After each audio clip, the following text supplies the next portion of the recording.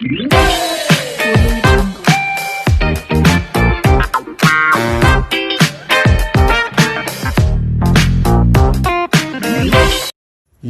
सभी को, मैं मत्तू केवट।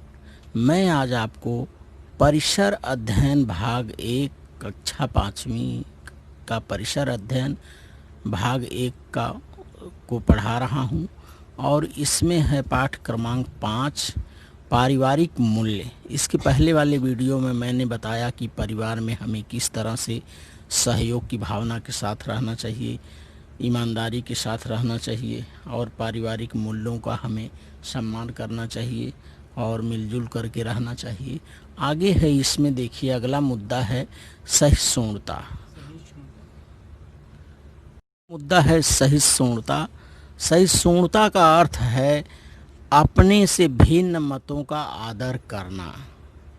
सहिष्णुता का अर्थ है बच्चों, अपने से भिन्न मतों का आदर करना। और इसमें दूसरा मुद्दा है हम सभी में कुछ गुण और कुछ दोष होते हैं। तीसरा है हमारे बीच कभी कभी मतभेद होते हैं, ऐसे समय में मैं ही सही हूँ। ऐसे समय में मैं ही सही हूँ ऐसा ना मानकर दूसरों की बातें भी सुननी चाहिए। इसमें चौथा मुद्दा है देखिए, दूसरों के मतों का आदर करने से ही सहिष्णुता की भावना पैदा होती है और उसका पोषण होता है। तो बच्चों, ये सहिष्णुता बहुत ही व्यापक है और इसे हमें समझना चाहिए और इसका हमें पालन करना चाहिए कि हमें क्या करना चाहिए। अपने से भिन्न मतों का भी हमें आदर करना चाहिए और हम सभी में कुछ गुण और दोष होते हैं और हमारे बीच कभी कभी मतभेद होते हैं। ऐसे समय में मैं ही सही हूँ ऐसा ना मानकर दूसरों की बातों को भी हमें क्या करना चाहिए, सुनना चाहिए। तो बच्चों, हमारे देश में सहिष्णुता को विशेष महत्व दिया जाता है। विविध धर्मों, संप्रदायों, परंपराओं तथा रीति रिवाजों का पालन करने वाले अनेक लोग यहाँ रहते हैं। इन कारणों से सभी को सहिष्णुता का पालन करना आवश्यक है। विविधता की सुरक्षा सहिष्णुता के कारण होती है। विविधता हमारे सामाजिक जीवन को समृद्ध बनाती है। सहिष्णुता सामाजिक सौहार्द का पहला चरण है। इसके कारण हम एक दूसरे का विचार सहानुभूतिपूर्वक करते हैं। तो हमें क्या करना चाहिए, सहिष्णुता के साथ हमें अपने जीवन को यापन करना चाहिए और हमें अपने से भिन्न मतों का क्या करना चाहिए, आदर करना चाहिए। दूसरों की बातों को भी हमें सुनना चाहिए। तो बच्चों, पारिवारिक मूल्यों में देखिए सहिष्णुता का महत्व। इसके महत्व बहुत हैं। पहला है विविध धर्मों, संप्रदायों, परंपराओं तथा रीति रिवाजों का पालन होता है। इसी के कारण, सहिष्णुता के ही कारण विविध धर्मों, संप्रदायों, परंपराओं तथा रीति रिवाजों का क्या होता है, पालन होता है। इसका दूसरा मुद्दा है सामुदायिक जीवन जो है हमारा समृद्ध बनता है। और इसका तीसरा मुद्दा है दूसरों का भी विचार सहानुभूतिपूर्वक करने की आदत पड़ती है। और चौथा मुद्दा है परिसर की समस्याओं के निराकरण की तैयारी होती है। और इसमें पांचवा मुद्दा और अंतिम मुद्दा है देखिए, सहिष्णुता सामाजिक सौहार्द का पहला चरण है।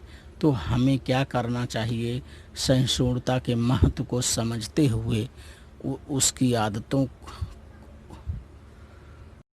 तो बच्चों, हमें क्या करना चाहिए, सहिष्णुता का अर्थ को समझना चाहिए और हमें दैनिक जीवन में प्रतिदिन उसका उपयोग करना चाहिए और उसी के साथ हमें जीवन यापन करना चाहिए। जैसे अपने से भिन्न मतों का हमें क्या करना चाहिए, आदर करना चाहिए, और मैं ही सही हूँ ऐसा ना मानकर दूसरों की बातों को भी सुनना चाहिए, और दूसरों के विचारों को, उनके मतों को क्या करना चाहिए, आदर देना चाहिए। धन्यवाद सभी को। पारिवारिक मूल्य में अगला हमारा टॉपिक है स्त्री पुरुष समानता, और इस अगले टॉपिक में हमें देखना है कि स्त्री पुरुष समानता में क्या हमें सीखना है। पहला इसमें देखिए कुछ मुद्दों को मैंने लिखा है। लड़का और लड़की में भेदभाव ना करते हुए दोनों को ही समान मानना स्त्री पुरुष समानता है। कि लड़का और लड़की में भेदभाव ना करते हुए दोनों को ही समान मानना, यही स्त्री पुरुष समानता है। दूसरा मुद्दा है स्त्री पुरुषों और लड़के लड़कियों को एक दूसरे का आदर करते हुए एक दूसरे को समान मानना चाहिए। और इसमें देखिए तीसरा मुद्दा है सामुदायिक सुख सुविधाओं पर लड़के लड़कियों का समान अधिकार होता है। तो इसे ही स्त्री और पुरुष समानता कहते हैं। अब हमें पारिवारिक मूल्य वाले इस पाठ में देखना है कि स्त्री पुरुष समानता से कौन कौन से लाभ हैं।